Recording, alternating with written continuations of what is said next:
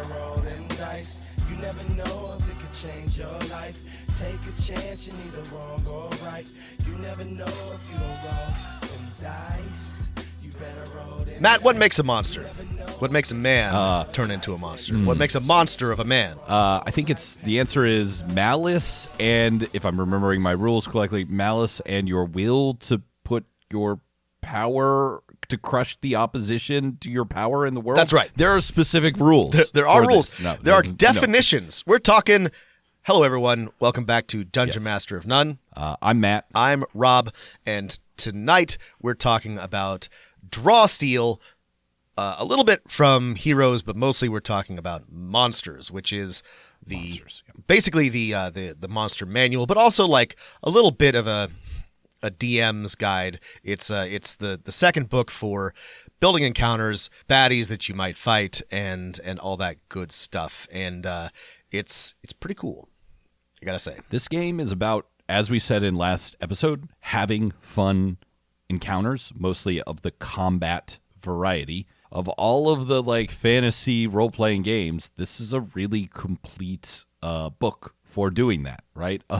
When we talked a lot about the like 5e spin-offs and clones, this last part, like, hey, monsters and stuff for dungeon masters, in many of those books was often an afterthought, and here you have a really pretty full monster manual. It is almost as long as the first book. It is nearly 400 pages. There are a lot of monsters. There are a lot of monsters. We haven't reviewed a lot of like monster manual type books, partially because there's not as many of them as there are campaign books or full core rule books, but also because even though I like reading them and like talking about them, if we have a choice, we kind of do need to cover something a little bit broader. So this is kind of a fun change for me, at least. And I gotta say, compared to the traditional monster manual, to the ones we've dealt with before, this is a great book. This is a really good, to my mind, example of what a monster manual can be. And we'll talk about like what is great about it when we get into the specifics. But I think we want to cover like a couple of things about the Heroes book before we jump into the monsters. Really, this is the GM stuff that we want to talk about. There's some good stuff at the tail end of the Heroes section. I want to briefly start with the rules for negotiation, and these seem pretty similar with a few tweaks to the rules we covered when we talked at length about the playtest for Draw Steel. But if you're, I would say, a dungeon master of any campaign system and you want to think more about, I don't know, these sort of social encounters where the players want something from an NPC, whether that NPC is like hostile or friendly, it doesn't matter. These rules give you kind of a structure to hang that on. And while, like everything in this game, they are like statted out with like stats and pools of tokens that you should keep track of. That it's a good framework if you have never thought about this before. I tend to prefer with this type of thing. I almost always prefer to role play negotiations like full on. They're one of my favorite things to do as a DM, and I love to challenge my players that way. Right, and by saying role play, you mean like there are no checks. I mean, there are no You're just checks or talking. light checks, as in I tend to do this without a framework. That being said, I really liked this framework. Burning Wheel has something similar, a very like, it's kind of silly, but like a structured kind of combat challenge system for duels of wits and words. And like Matt said, you don't have to use this precise, you don't have to follow this exactly. I do actually think though that it's a really like neat framework. It has a bunch of rules for what an NPC might want, what they need to be convinced, what sorts of things are convincing for them. I do think it's like a pretty good way to think about how to structure an important conversation for your players. Right. The rules as written, I think, or as best implemented at the table, is the design is that you should still be having this conversation with the NPCs. But when there are like checks called or just someone says something good or clever, you can kind of mark one of these stats like, hey, this is, one of the pitfalls to avoid. You can track the NPC's patience, right? These are their values that if you're tapping into, you're going to succeed.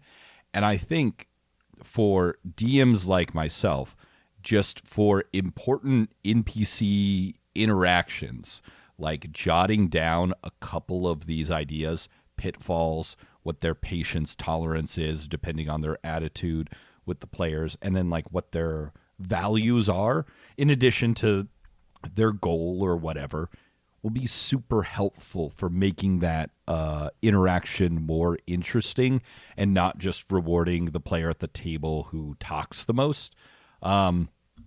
Pitfalls, I think, work a little funky in that, like, you are basically after the first encounter with players new to the system, if you play it as the rules are written, your players will learn very quickly to research NPCs before important negotiations, which is, I think, something we want as the DM. Like, the encounter becomes more meaningful the more the players know. It's also like a nice reminder to you as the director or DM is don't hide most of this information. Like, let your player have the NPC role play like, hey, this is the thing that I don't like. Do not appeal to the authorities in your arguments because I'm a rebel. Right. I think, I think there's a lot of like really good stuff here. And the Draw Steel Heroes book has a lot of, I think, actually, to me, good advice for designing and building and running NPCs. It's a little bit structured, right? It's a lot of like, here's some like actual stats and designations and keywords that you might apply to your NPCs. But I think this is a useful way to think about things. You don't need to let yourself be constrained by this precisely, but I do think there's something interesting here. And Matt made a good point, right? You don't want to reward your player who's like the best role player every time, right, when it comes to a negotiation, especially if there's another player whose PC should be good at this. And something like negotiations is, it might feel a little bit gamey, but I think this does sort of like tease that out a little bit. What I think you could happen with these rules, the like other end of the spectrum is, to me, and maybe this would be appealing to some groups, is I don't like turning my negotiations with NPCs into this little tracker of tests and how many points you have. And so this is like one where I don't think I would want to display to my players, all right, you meet this NPC. Their patience is 3 and their interest is 2. You've discovered 0 of their 2 pitfalls. Okay, I make an intuition roll. What's their interest? Yeah, no. That is not how it's suggested to be run, and but that would be definitely a way to avoid running it. Yeah, I agree. And then there's a nice like little guide to kind of keep track. All right, how much should I give them? Is this a yes and? Is this a yes? Is this a no but? I overall like these negotiation rules. And if you're just like, I think these type of social encounters could be better for my players, you could do worse than reading this guide. And I think it will bring a lot of inspiration to like kind of like how you should at least prep your NPCs for these encounters. Yeah, I think it's most useful definitely in prepping your NPCs, going into an encounter knowing better like what they want and what their motivations are and what might move them in a certain direction. The other things we didn't get to is treasure. There's a ton of magic items, including like really cool artifacts your players will keep for the entire time. Fun trinkets. I think it's hard to come up with new magic trinkets that aren't just like the immovable rod or Qual's feather token, but I think they did a good job. There are some that are like kind of cool in there, and that's tough to come up. That's like the hardest magic item to come up with is a cool, interesting trinket. And then the other things we didn't talk about is gods and religion and the GM or director's advice. Yeah, the treasure's really cool. You would probably expect that. Great consumables and, like Matt said, trinkets, simple magic items, and really cool, more expensive magic items. The gods and religion section is interesting, and we talked a little bit last time about how the gazetteer is a little thin, which is funny because the gods and religion section is not. They put a lot of there's a lot of words here. It's interesting. I'm not mad about it. It's a little surprising, I guess, given how thin everything else was. Yeah. It's really like, I'm not against what you're cooking up here. It's just all we have is this like 5-page gazetteer, and then wow, the 20 pages on gods is really cool. If there was 20 pages on the other aspects of this campaign setting, right, I'd be really interested. However, this is a 417-page book. I think the cool thing, priors out of the way, assumptions, polytheistic god system, people, worship one or many gods throughout their lives. Peasants have this sort of medieval attitude towards religion. This is clever, by the way. We've talked about this before, and this is something that I as a history nerd, as a lapsed person of faith, that I find myself having strong opinions about. But like most fantasy properties, but especially and including games, don't seem to understand how not just like medieval people, but like most people engage with religion and faith. And this is still not perfect, but it starts from a better point of being like, this farmer might pray to, whoever the green seer, but then if something nice happens, they might like offer up a prayer to a specific saint, and they won't see any like contradiction to that. That is how like a lot of traditional faiths operate. Yes, that is correct. And I think the cool innovation is that there's a very small number of gods. Yes. I approve. There is a large number of saints. Yes. And saints are essentially like saints in the Catholic Church, like what's another equivalent? Bodhisattvas, right? They are demigods or like heroes or something in between all of these. It's kind of up to you to define them. They're the things that most people interact with because the gods cannot interfere with the world, which is why they have conduits, one of the player classes. But the saints are like what the churches are organized around. Right. And I think if you want to steal something for your world building from this idea for your own table, this is really interesting.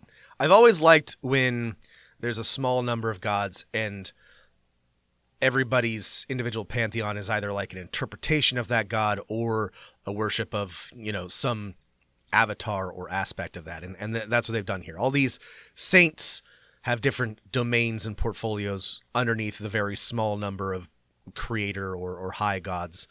And I think that's terrific. I agree with Matt. This is really smart and well done.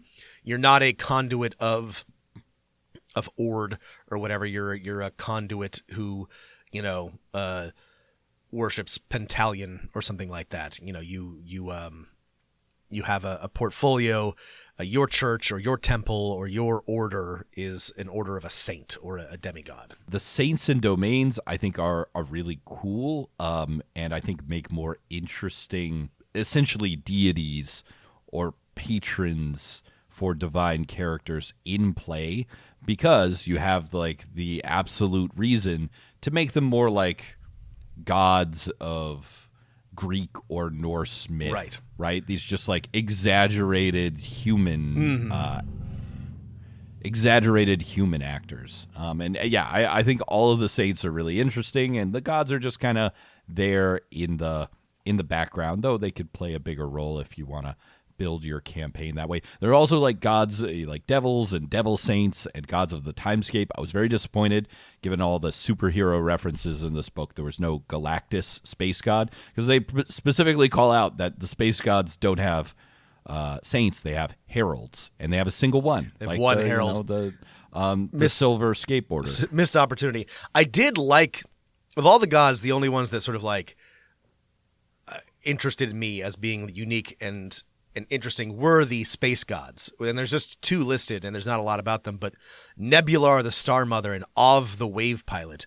They did a good job of like making them seem kind of weird, kind of definitely like cosmic in their composition. So that was cool. I liked those a lot.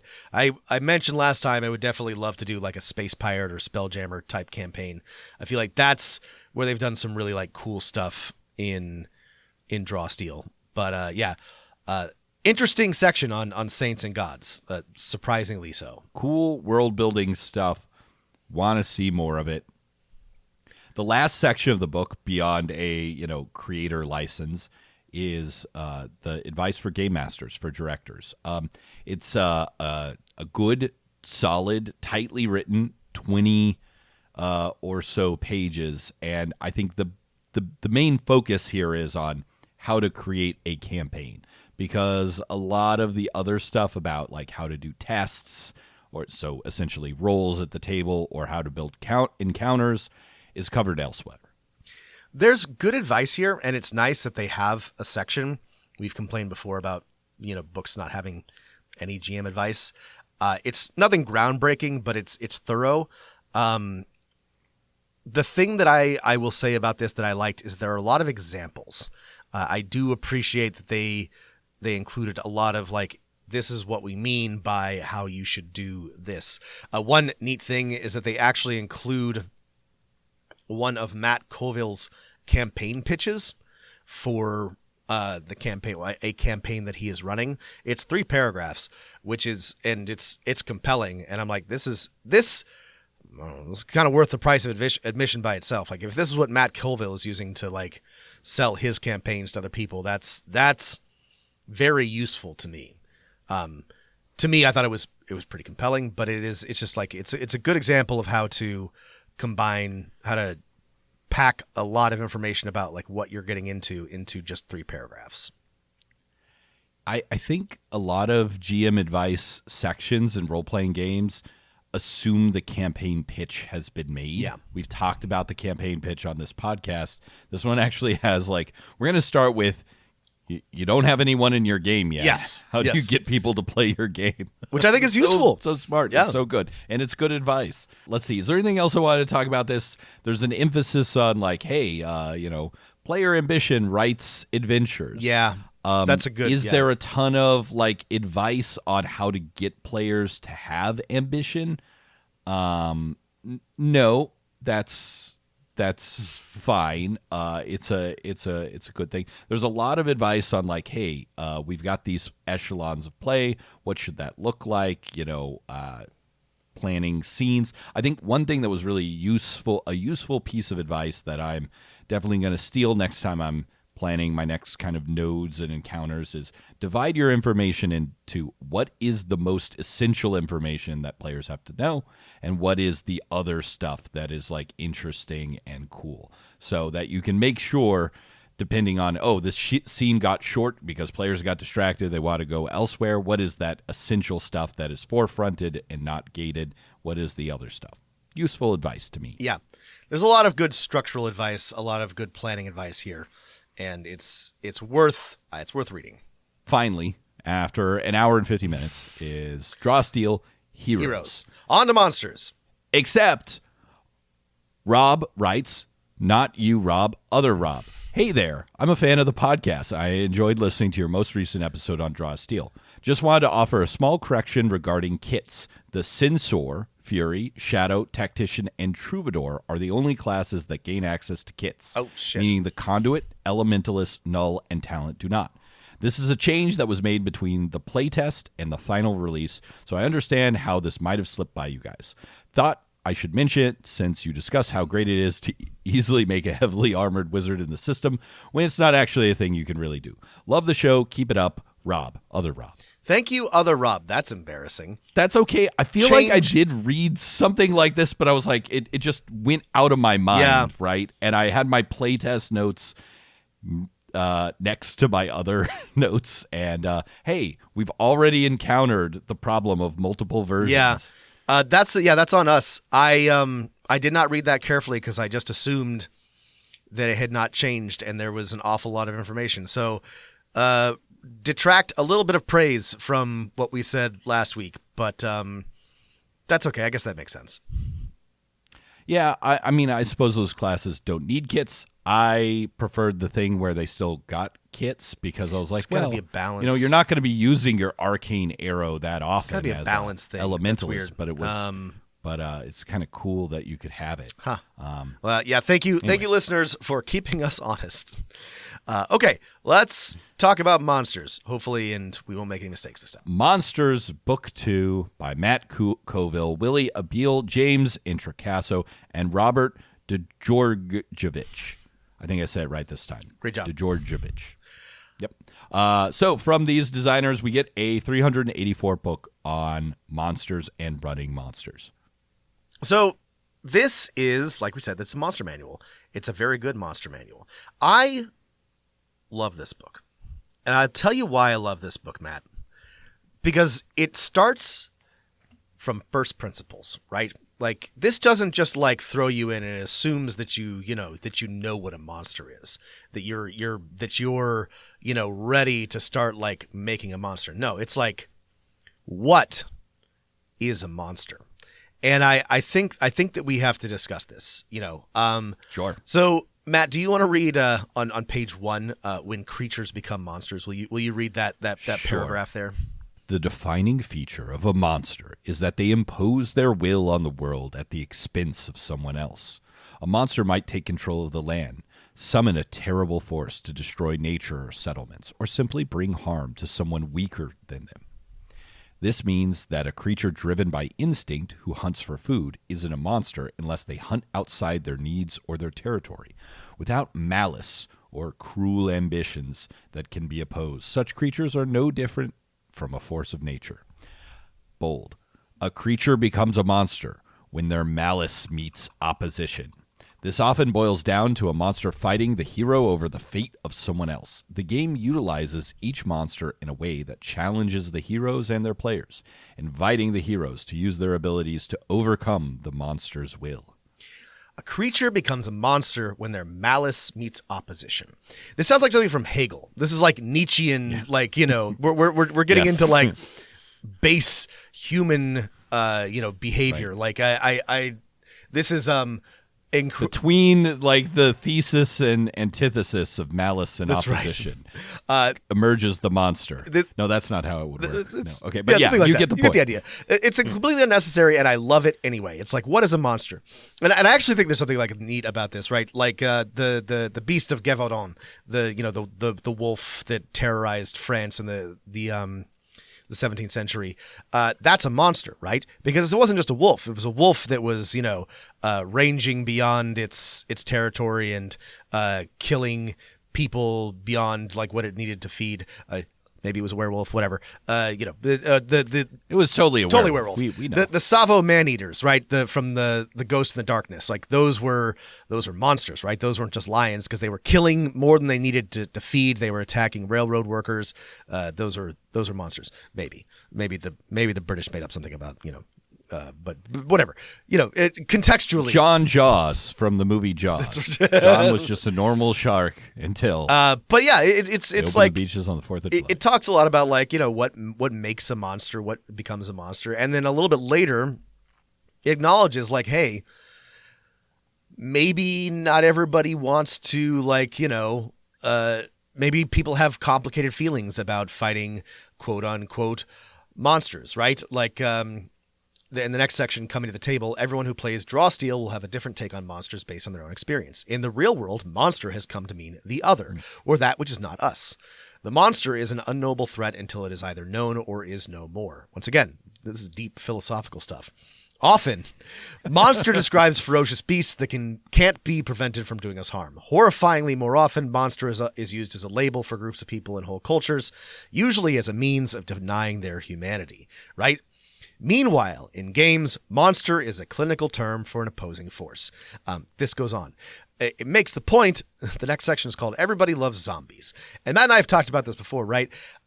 There are certain games that like throw groups of sentient living beings at you and expect you to sort of just wade a bloody swath through them, and I don't know that that's necessarily always automatically problematic, but I increasingly find it less fun, which is why it's nice to fight zombies or Nazis or like evil robots or something, things without will, without sentience or interiority that you can have a good time fighting and feel heroic, whereas Or kicking a bunch of goblins in the face can come with complicated feelings. Or it's fun to kick those goblins in the face when they're malice and they try and impose right. their will on others When they become monsters at the expense of the freedom or life of others. Yeah. Okay. No, I think that's an interesting like bit of philosophy, and it's also like a little bit needed because the way the monster stats work here is there's a lot of description of things, right? And a lot of things, here are described as like, these are things that are like always, doing this. And then sometimes it's like, well, these things, they actually like other people, but for these reasons, they might become either allies or adversaries. Yeah. I would say, the other thing is like to think about the first page tells us to think about,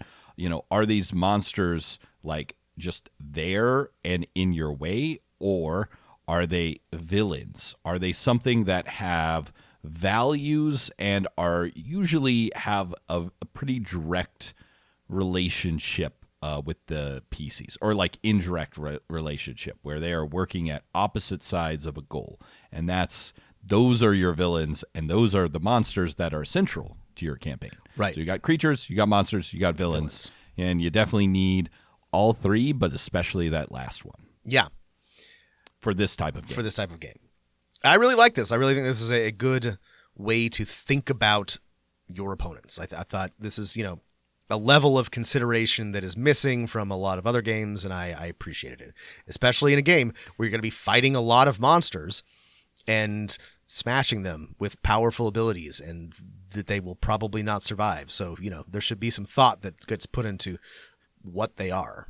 Getting into the mechanics, lovers of 4E rejoice because all of your favorite creature roles and creature kind of power or organization are back. We've got minions. We've got groups of minions. We've got solos. We've got leaders. We've got roles like brute, controller, defender, ambusher, right? Some of these are the same as 4E, like artillery, I think. I think that's the same. Others are new, but these are just like handy keywords to let you know how we built, or how the designers of this game built this stat block and what role would best suit it in an interesting encounter. And we don't have to get into this.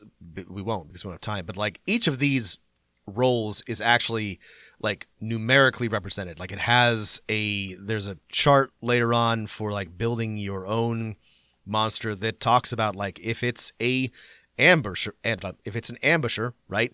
These are the sort of like relevant adjustments that you'll want to make. If it's an artillerist, you'll do this. Like you can see at the beginning of this book the list of playtesters, and it is obvious that this book, that a great deal of effort went into designing and balancing these enemies. It's not just vibes. There are hard numbers that have been tested and retested repeatedly, and I think it shows. Yeah. We didn't mention this in our first review, but this has the feel of something that has been heavily playtested. I think that's to its benefit. Occasionally, you feel like when you're reading the block of a monster or an ability, there's like a little extra clause or sentence thrown into its description that at least gives me the feeling like someone was using this the wrong way, usually in a way that I would never imagine. Yeah. And if you're a game master that appreciates that level of clarity, this will be good for you. If you're like, well, I would have never made that mistake. Maybe you would have, but yeah, I don't know. It's for me. It's sometimes it's like, ooh, gosh, I wish this was shorter, not more edge cases. I mean, covered. I'm of two minds about this, right? Because if you're a video game designer, and one of your like players or playtesters like does like a backwards crouch jump to glitch through the wall and like skip to the end of the level, that's annoying, and you need to fix that because people are gonna abuse that. But like, if a player at your table tries to like smash a bag of rats to like activate a on kill ability, you can just say, don't do that. That's not how this works. So like that's specifically called out in the rules. Sorry, I use that as an example because they called that out in the rules, I think, because enough people do shit like that. And I'm like, it's funny to like game theory, like a peasant railgun where they, free action hand a rock to each other until it reaches relativistic speeds. But like, if somebody does that in a game, you can just say, well, no, you can't do that. But I don't know. A lot of the additional text that Matt is describing is stuff that it's just like, well, if somebody tries to do something, break the rules like that, just tell them not to. But I don't know. Maybe they wanted to be especially thorough about these type of things. No, I would say that the rules are written in a way that is, again, the 4E comparison is apt, right? Is that beyond the flavor text, which is always italicized and usually has no in-game mechanical information, right? The in-game mechanical information is very clear, right? Elemental ferocity. You gain 10 temporary stamina. Additionally, choose acid, cold, corruption, fire, lightning, poison, or sonic damage until the end of the encounter or until you are dying. Whenever an enemy strikes you, they take 10 damage of the chosen type. If this damage reduces the enemy to 0 stamina, you gain 10 temporary stamina, right? It's very, computer programmed. It is. out. It is very. And the same is true for the monster stat blocks. Yes. Well, speaking of computer programs, let's talk about building encounters. Yes. Because there's very good rules for building encounters. And I've been thinking about this a lot because I've been running some Daggerheart, which also has encounter building rules, and it's made me reflect on 5e and 3.5 and even 4e, and the rules that were not I especially in 5e, I just kind of like I stopped using any of the guidance for encounter building from the DM's guide and just did it based on vibes. But this is a lot more precise, a lot more mechanistic, right? So like in theory, so listen. So to figure out how to build an encounter, right? It's pretty simple. There's a number associated with a hero's level, and you basically multiply that by the number of heroes, and you get your encounter strength, and that's how many points that you get to spend on monsters. And there's a table, so you don't have to do this equation. You just, find the column of the number of heroes, you find their level, there's your encounter value. Every monster has an EV, not a CR, an electric vehicle, which, a lizard folk Blood Eye has an EV value of 6. Right. So it takes up 6 of those points. So it sounds pretty simple, right? Well, yes and no. Because that's just the base, right? You also need to determine the difficulty of the encounter, right? So if it's trivial, you're going to reduce the encounter strength by, the strength of 1 hero. If it's hard, you're going to increase it by the strength of 3 heroes. Extreme is anything more than that. And you also need to add sort of the equivalent of 1 hero for every 2 victories the heroes have earned on average. So like these are things. So Rob, I was with you until the last point, right? Because like moving left and right in the table to be like, this one's easier, I'll go 1 column left. This one's hard, I'll go 3 columns right. That is, I think, easy enough for me. It's just when you're tracking the victories of your players, which are the things you get for doing other encounters. So these are going to change over the course of playing the game at your table. That's where you lost. Well, and I had to write an equation, and I've put it in the chat, and I'm not sure it's entirely correct, but it's heroes, heroes times, number of heroes times, level points plus encounter difficulty plus victories divided by 2 times heroes. And I was even at the point of like writing like a Python script to see if I could simplify this, because your equation seems correct, except for difficulty should modify number of heroes, so it should also be multiplied by LP. You're right. Almost there. But otherwise, good job, Rob. Anyway, the point is that, and I was trying to figure this out.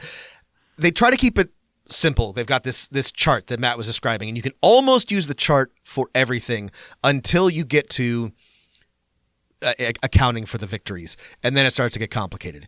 But I'm about to contradict myself, because while this was extremely complicated and to try to use their rules, I do think you need a calculator, if not like a program to help you remember all the different bits. They have a quick encounter building method, which I tested and works pretty well. And it's simple, like, you have a number of hero slots. You add 1 for, difficulty, you add X for victories, and then here's how many creatures are equal to however many hero slots. And then you're really just sort of like ticking off tally marks. And that's much, much easier than like the full method, which they describe. I appreciate being given the complex calculations behind the engine, but it is a lot to bear in mind. Yeah.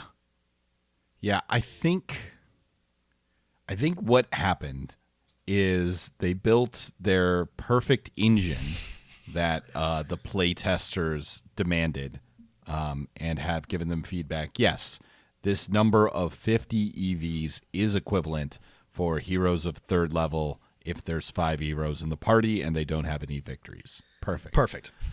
But then they gave these rules that the playtesters had been working with a year to some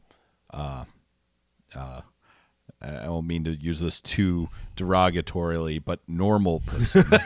Yeah. And they were like, and what the fuck? And they were like, what the fuck? How am I supposed to remember all this? My main problem with it was they're like, wait a second, we can get 95% of the way there with a 3-step process.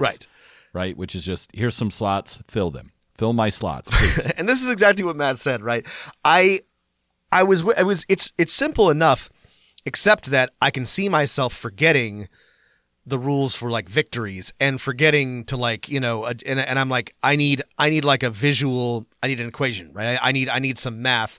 And that's when it starts to get over complicated. So they included what I think is a very good alternative, like quick encounter building tool, which works really well. So credit to them for giving us both. It's still insane. Yeah. I think the thing that trips me up, and they have a little sidebar here being like, this is kind of tricky, is that the victories of the parties change based on the encounters they do. It's one of the coolest things about the system, right? We mentioned this in the playtest episode and the last episode, but it's so cool I'm going to mention it again. When your players defeat something, they earn victories. Yep. Victories represent starting class resources at new encounters. So as your players' hit points, aka stamina and surges, are depleting, they're starting every encounter at a higher power level. So they're just like getting crazier as you're getting to the end of the adventuring day. So it becomes more exciting, and the players want to push their luck and press on instead of just being like, well, we should rest and get our points back, right? Yeah. Which is boring and stupid. Boring. I agree with the designers. Yeah. The problem is, because you have to factor in victories for this, you have to like redo your encounter building like on the fly in the adventure. Now, this is probably in practice, when you've been using the system longer, easier than it seems. Yeah. Right? Their suggestion is like, yeah, it'll usually knock up the encounter value, EV, by 4 or 6 or 8. So find a couple monsters that total to that and keep them in your back pocket if you want to keep this encounter hard, and then deploy them if the players, let's say, did that other encounter first to this second encounter. And I really like, Matt, I really love the victory system. It is I definitely recognize a challenge to balance, because if your party has 4 victories, there's a good chance that they can open the combat with like a 7 resource ability, which is way more impactful than a 1 or 3 resource ability, and they're all going to be able to do that. So yeah, you want to throw more monsters at them, but also one thing that comes up in this monsters book is you, the director, start with more malice based on how many victories they have. And this is great. This ties into the whole push your luck, get crazier the more hurt you are, the more depleted you are, but it does make balancing, I think, all of this like a bit of a tricky conundrum. Yeah, like after reading about Malice and the system, and then going back to the encounter building rules, I was surprised that you had to factor in victories for the encounter strength, because I thought that's the point of Malice. Since seemed it's the, to me to it must flip side of this, but I think it's just in play. You still need more stuff. 'Cause yeah. Malice is essentially powering special moves for your monsters. I think the heroes are just like that much more powerful with victories, and which is great. But I think that you'd have to make Malice way more impactful, and then you might throw the balance off in the other direction to not need these additional rules. Anyway, there are rules, and they are nice, and I think they work, which is good, because that is not the case for every game. A lot of times they have very little guidance, or the guidance is useless for building encounters. Yeah. The other There's also, thing there's that also is, like I think, sorry, there's so many rules. There's also like there's rules about how many monsters you should have. There should be no more monsters. There's no more than 8 monsters per hero. But if there are more than 3 monsters per hero, half of them should be minions. I mean, this is these are good rules, but like I need like I need a GM screen with like all of this stuff like written on it, because I'm not going to remember all of it. I mean, I think the idea is, if you're one of those people who are like, I really want as detailed as possible encounter building rules, like these have you covered, right? Yeah. I mean, somebody can and probably has built, like, this would be perfect for like a random encounter generator. Web page like, calculator. Yeah, you could do this like the Donjon site. Like, you could do this easily. Like, would it be thematic? Would I greatly prefer to like build my own encounters? Absolutely. But like, you could write a very simple program or script that would throw up combinations in no time at all. Yes. If anyone knows if someone with too much time and programming skill on their hands has already made a draw steel encounter builder, please let us know. It's only a matter of time, I'm sure. In our email. To me, the most interesting part of this monster manual, especially in that it's like, here's a nice menu. And it's not a menu like where you go to, I don't know, some Greasy Spoon diner and it's like 20 pages and then you order the lasagna and they're like, yeah, no one orders that What are you doing here? You're supposed to just get a flapjack plate. Or like, why don't you just have flapjacks on your menu? That would save my time. It's a 1-page menu, like an elegant restaurant. That's right. Of how to make encounter objectives. And the sort of implication and explicit thing is that, like, when you build an encounter, you should take one of these objectives, and that's the easiest and quickest way to make that encounter interesting. I'm just going to read the list really quickly right now. Escort, save another, destroy the thing, get the thing, diminish numbers, defeat one specific foe, hold them off, assault the defenses, stop the action, complete the action. And then there's advice on each of those things and how to like build maps and terrain for each one of those types of encounters. I love this.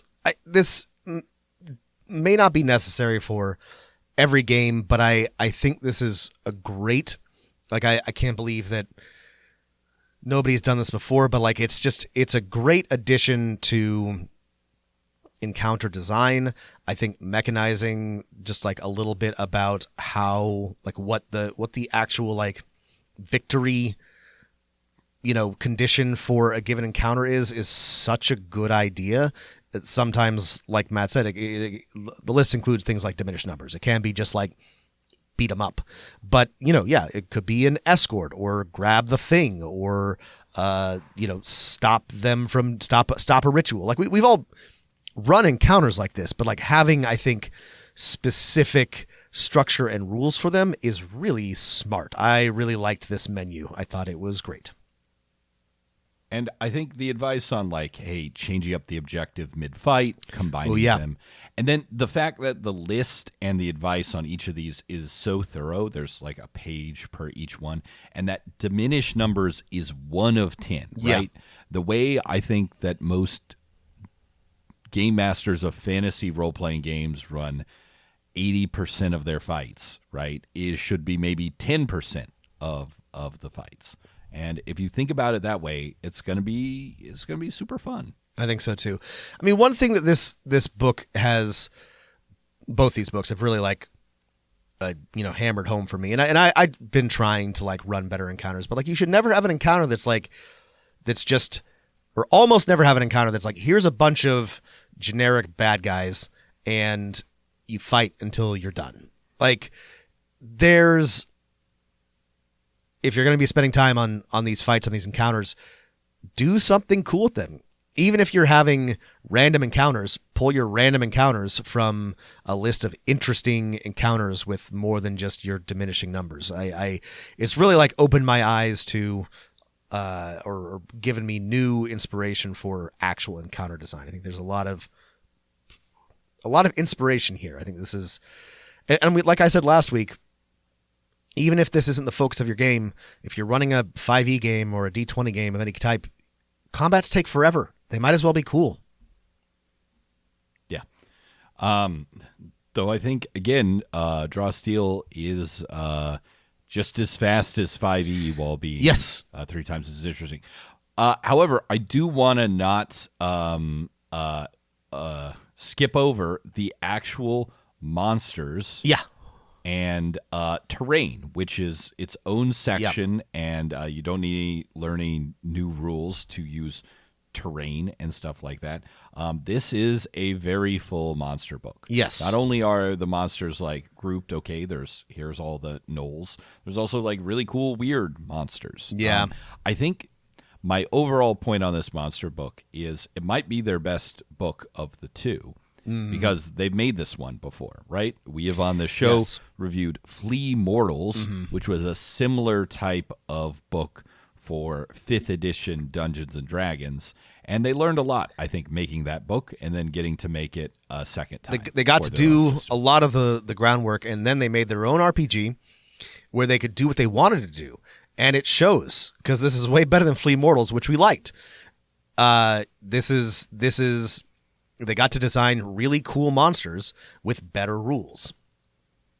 Let's talk about the monsters.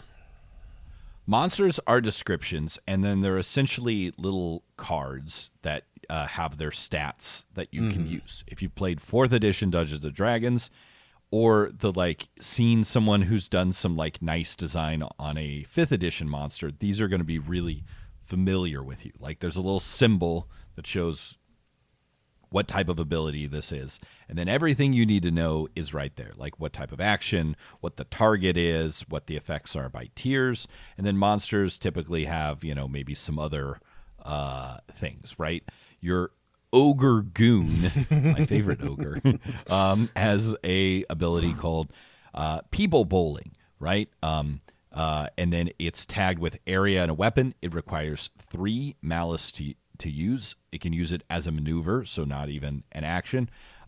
It's 6 by 1 line within 1. Those numbers refer to spaces. Target: each creature and object in an area. Effect: the goon must have a size 1 creature or object grabbed, which they hurl across the area, ending the grab. There's one of those clauses. I didn't know if I threw a person at other people, if it was would still end the grab. grabbed. Wouldn't they still be grabbed? Yeah. No, you threw them. Okay. The hurled creature or object is targeted by the ability and lands in the last square of the line or the nearest unoccupied square of the goon's choice. Tier 1, 5 damage. Tier 2, 9 damage. Tier 3, 12 damage prone. Yeah. All of the stat blocks are like this. They're very simple. They're very easy to read, and they're very easy to use. They are designed to be read and run in combat. They are very simple, and this is greatly appreciated by me, and I assume by everybody else who has to run combats. This is designed by people who know what it's like to try to run these combats, and they're trying to make it easy for you. Yeah. And then, if you don't want it to be easy, your big bads, your dragons, your Olothek, the one of the old ones, instead of having 2 abilities or 5 abilities, has 20 abilities. Yeah, the big bads have big old lists, chunks of things, lots of malice abilities. There are villain abilities, which are legendary actions in 5e, so that your big guys can do a lot of really cool things if you want them to. Speaking of, the book starts with none other than Ajax, the Invincible, our avenging angel, beautiful man who hates you from last time. I don't know if you caught this, Matt, but his 10 malice ability is called Draw Steel, and yeah. It summons a bunch of swords from the ground. Roll credits. Yeah, roll credits. Leo pointing Homer. That's the name of the movie. That's the name of the movie. Yeah. This was one where the precise language and text left me at I do not understand what this does. But I'm not worried about that, because I'm sure by the time my players made it to a level that they could experience fight, Draw Steel, that you would get it. Ajax, I would get it. I'm just gonna read it to you. So again, he creates 4 cubes within 10. Each target makes a test using their highest saving characteristics. They basically take a shit ton of damage. Ajax then raises his blade of the Goal King above his head as 4 giant blades emerge from the ground to fill the area. Each target is pushed into an unoccupied space adjacent to the area after the power roll is resolved. I guess I'm not sure what that sentence means. I read it several times when I was first. Each blade blocks line of effect and can be dismissed. So by it's Ajax creating 4 cubes of 3 size, and each of those. Oh, so they're just knocked out of the way. Yes, they're knocked out of the way. Okay, Matt, it's because you don't watch enough anime. This is like Gilgamesh from Fate Stay Night. He's summoning a bunch of swords that appear out of nowhere and go ching, and everyone gets thrown backwards. You got to watch more anime. And then he eats that little plant and gets sleepy, right? Are we talking about the same Gilgamesh? I listen. Don't even get me started. King Arthur's in it. No, she's a woman. I don't make this shit up. Ooh. So, okay, I get what it means now, but like, if I was writing this, I would say the blades push each target in the area of the blades back. But that's unused words, and it's less precise, and it's not part of the thing. That's I was just Matt. like, You're which are you're the stuck targets? on And natural I language. thought You gotta be. You know, you're not programming brained enough for this. Right.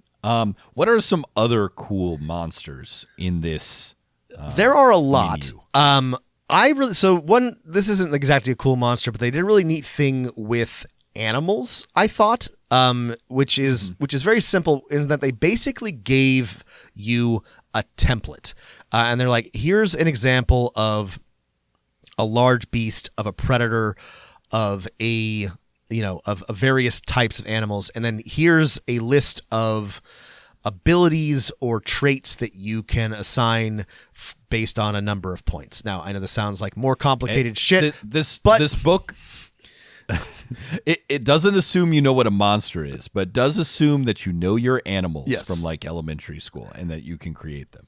It also it has a list of example animals, so you don't have to pick. But it's you can make a wolf, you can make a bear, you can make a dog, but you can also make a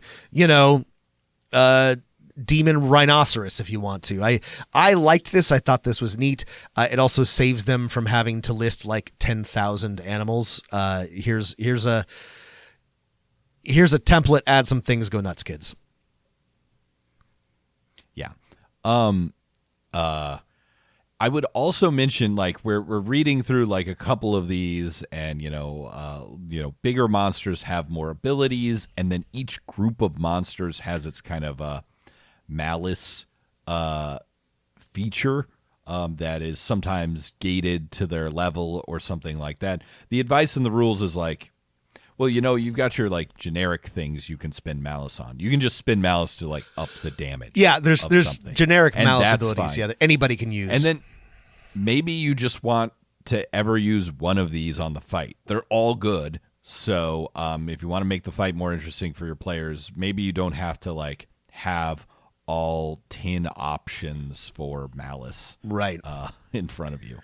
Another cool thing that they do throughout the book, and they don't do it for every group, I wish they did, but many of these foes are grouped into, or are grouped by type, right? So there's a whole section on goblins or bugbears or on war dogs or whatever, and they've got an example within this of encounter groups of squads of these things you might throw at your players to save you the effort of doing the thing that we described at the beginning of having to do the entire encounter calculation, which I thought was very nice.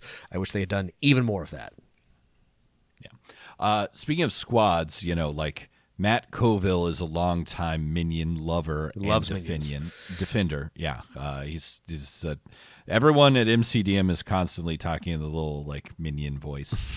But the good thing is I've seen a lot of minion rules in many different game systems. These really make sense. It's you got a squad of minions, you do, they have a threshold, so if you do 1 damage to them, you can still take 1 damage. If you go over the threshold, it kills 1, and then possibly the next one, and the next one. What if that next one is 10 feet away and you're hitting it with a melee weapon? Ask the player to explain how that happened. They will come up with some cool stuff. Or explain it yourself. Good. These are good minion rules. They are good minion rules. They're really good.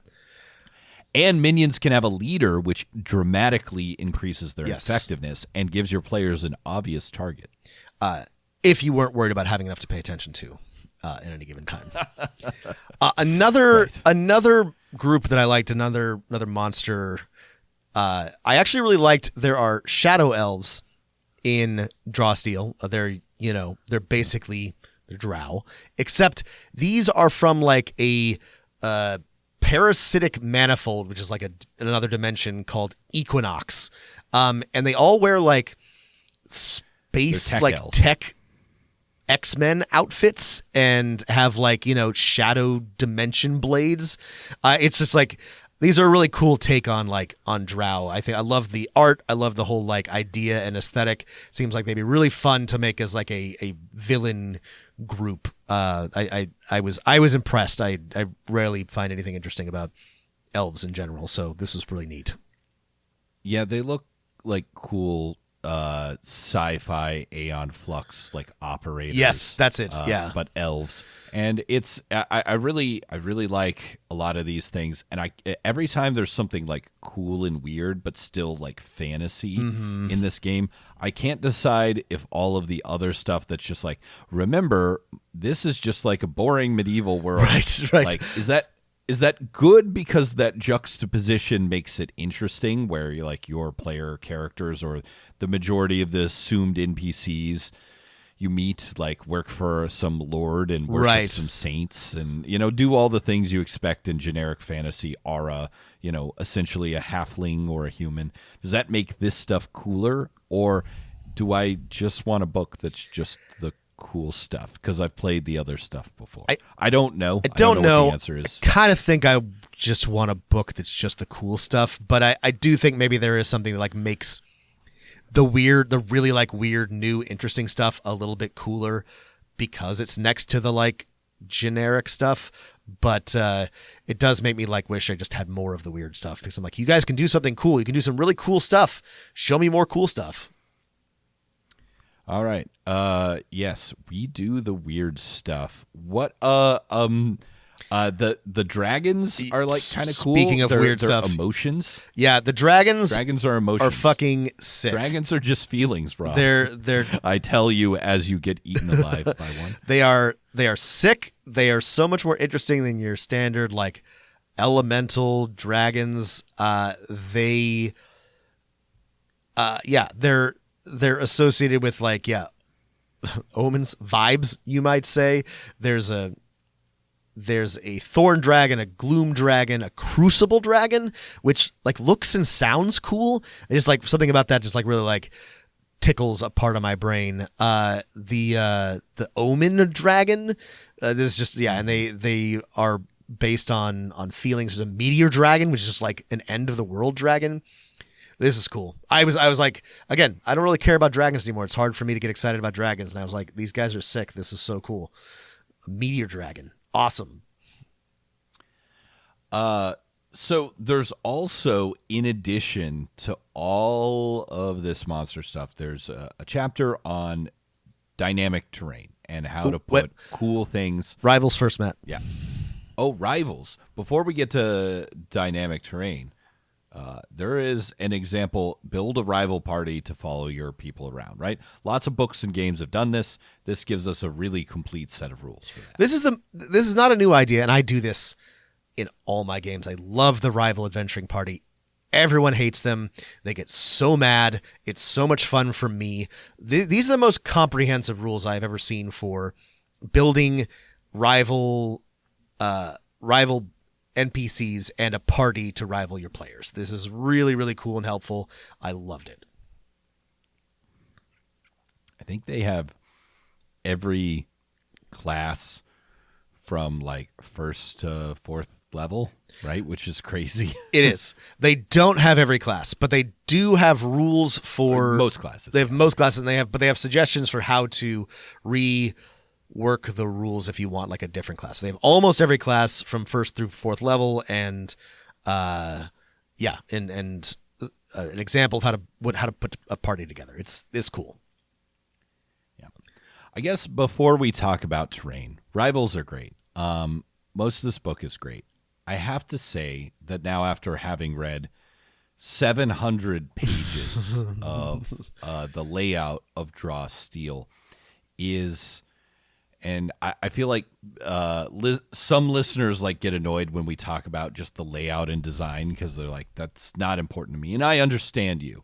But like the layout of the stat blocks is like perfectly functional, and like it's color code coordinated to like let you know like what type of monster it is. But like when I'm looking at my book, it just looks like the default colors on like the shading of cells on a spreadsheet, right? There's like an off red and an off blue and an off green, and yeah, I feel like the layout of this book is less appealing than some of the other, we're just coming from reading Ivory Tower and Daggerheart, both games that like had incredible layout and design work, and there's just like a ton of like white space in this, and I don't know. I feel like I didn't have time to say this book in particular last time, but with both books, there's just a lot of text next to text, and I expect with regards to heroes, I was definitely like missing how Pathfinder 2e does abilities, because they're in these like discrete little like boxes that make them a lot easier to read, and Drawsteel does not do that. And in the same way, Monsters Look, I agree. We can't spend a lot of time talking about layout because this is an audio podcast, but it compared to some of what we've read, it left a little to be desired. It was not as easy to read as many of the other books that we have read recently were. It's no Pathfinder 2e, and we can leave it at that. Yeah. It's also like it's nowhere near the worst. We have read some that are really bad. No, it's not bad. And yeah. I think what we're saying, there's layouts that are bad, and then there are layouts that add something more to your understanding and usability of the rules. And this one is, but it's fine. It's okay. Yeah. Dynamic terrain. One of my favorite terrain ideas. Very cool. So the cool thing is they work not dissimilarly to Monsters, right? And there's like just a nice little thing. Hey, what do you do to get rid of this terrain? Can you? What is the like trigger for you as the DM to use it? And it is, I would say, thorough and complete enough that you'll be good to go for your first, I don't know, 5 or 6 sessions, and hopefully by then you can kind of reskin and make your own. It's not as thorough as like the monster manual, where you can run a whole campaign just using the monsters. You'd never have to reskin anything. Right. This is, it's a little shorter, but building the terrain seems way simpler than building a monster. It's absolutely a lot easier than building a monster. It reminds me of it reminds me of the environment rules in Daggerheart are similar. It's kind of like a menu of additions for your encounters, which I've this may or may not surprise anybody, but like I feel like these two games actually have a lot in common as successor games to D&D and 5e, and they take some different directions, but they draw, I think, a lot from similar sources. And Matt, that source is Dungeons & Dragons 4th edition. Oh, really? Yes. Yeah, it is. Everything old is new again. People are have nostalgia for the Nintendo GameCube. That's right. And other things of that era. That's right. People including D&D 4th edition. Well, that's all of Daggerheart. Drawsteel. What, if any, Drawsteel? That's all of Drawsteel. Sorry. That's all of Drawsteel. What, if anything, has changed in your perception since we read the playtests?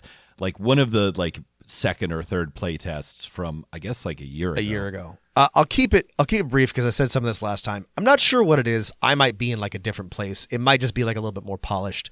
I found this a lot more appealing, a lot more complete, a lot more interesting, both as a potential player and as a potential GM. I still can't imagine running a whole campaign in this because I don't know that I could do that many maps and encounters and miniatures and grids, but I would love to run some in this, and I would definitely love to play in a Drawsteel campaign. I do like tactical combat, and I think that this is really focused in on what's cool about the fantasy, like we said last time, right? Like the being a big guy with a hammer and leaping into the middle of a field of enemies. And I also really like now that I've read both books, I really like the way that the Monsters book, for all of what we said, for all of its complexity, makes it possible to design interesting encounters. It makes it easy to design interesting encounters, encourages you to do so. I think it's interesting that the polish of this game, I think, has paid off, because I wrote down what your big takeaway was when we did the play test last time. So this was a test, Rob. This was a trick question. And last time you said, based on this game, essentially, I want to be a player in this game, and I never want to run it. That is what I said. Now you're at, I do want to run it, not for the longest time, but some. That's correct. I remember what I said, and I do feel that way. No, I'm serious. I have changed my opinion. Yeah. No, that makes sense. No, that's good. I agree with your opinion change. Okay. It is an incredibly polished game. Yeah. Rob knows this, but with my particular group of players, none of them are ever going to run this for me. At least not in the next 5 years. Mine neither. Yeah. And then I am not super interested in. I am interested in tactical combats, just not as tactical as this. I just need a little bit of tactics, and I'm good. So for me, again, maybe I should have said this at the beginning of our 2-hour review. This is probably not a game for me and my group, but I have played in groups where this is absolutely the best game for them. And if you are a group who likes tactical combats, then this is a really good game at doing exactly that. That's the thing is somebody in the Discord actually asked what should, my group do? Should they do Daggerheart? They should do Draw Steel. And the thing is, I think the games are actually more similar than you might expect. But the truth is, there's an easy answer to that. Does your group love tactical combat and character creation? If they don't, probably Daggerheart. But there are lots of groups, I think, that do love tactical combat, love using all of their abilities to do interesting things, love, getting a bunch of attacks and a bunch of minions and blowing them up. And for that group, this is the perfect game. Yeah, no, I see this appealing, obviously, to anyone who had any warm feelings at all towards 4th edition. You will love this game, right? I have some warm feelings towards 4th edition, and I love this game. Anyone who likes Pathfinder 2E's tactical system, but wish it was just a little bit snappier, and a little bit less resource management, and the mechanics really just helped make the fight just exciting instead of modeling the fantasy world. It models the power fantasy world. Yeah. I have no problem recommending Draw Steel to anyone who fits exactly what this game is pitching. It knows exactly what type of game it wants to be and what it wants to accomplish, and it does so with exemplary perfection. It does exactly what it sets out to do. So that's Draw Steel.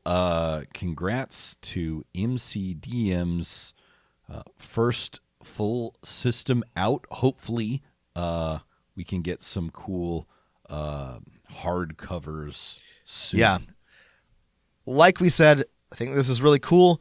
It may not be for every group. It's probably not for our groups for reasons listed above. But I really like it. I would like to play it, and maybe someday I will. But in terms of what it attempts to do and the quality of the book, I cannot recommend it enough. I think it's great. If you have thoughts, if we got anything else wrong, thanks again, other Rob, Yes. Please do write us at demofnone@gmail.com. You can find us on Blue Sky or join our Discord to further tell us things that we got wrong. if you want to throw a few bucks, $5 to be precise, our way a month to support the show and get our bonus Patreon episodes, patreon.com/Dungeon Master of None. Mid-September ship, so supposedly shipping soon, Draw Steel. And I wanted to call out that the Delian Tomb adventure is, I think, if you are interested in this, this adventure is it's good. It's good. You should get it. Well, thanks for listening, everybody. And whatever you do, keep rolling them dice.